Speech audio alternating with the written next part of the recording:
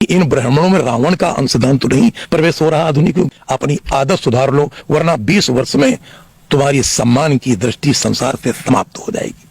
मानित कौम ये भारत में मानी जाएगी। पढ़ लिख कर इनके बच्चे, हमारे बच्चे तैयार हो, इनके बच्चे भी अपने मरे हुए पिता को गाली देंगे कि तुमने समाज में जहर घोला है। और भगवान कृष्ण ने भागवत में कहा था, जिस यादव को इन्होंने मारा है, जो ब्राह्मण भागवत कह रहे हैं, 9 स्कंद में स्वयं लिखा है, भगवान श्री कृष्ण ने मुंह से कहा है बद्रीनाथ धाम में कि बड़याम महापुण्यम सर्पाप हरम नराम यदुर्वंशम नराश्रुता सर्पाप प्रमुख्यते।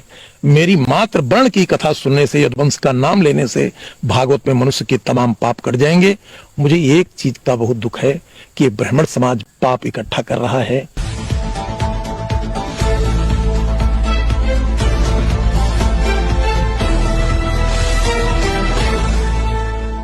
दोस्तों नमस्कार, आप देख रहे हैं भारत दैनिक दर्शन।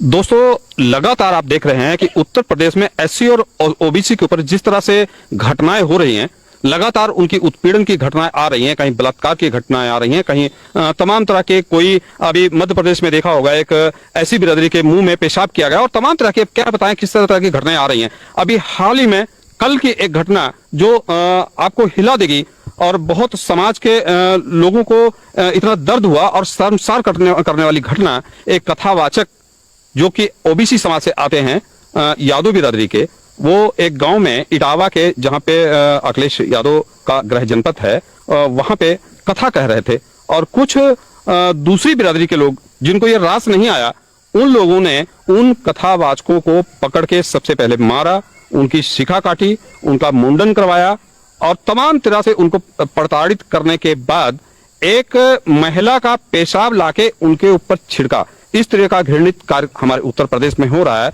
और लोग कहते हैं कि राम राज्य है।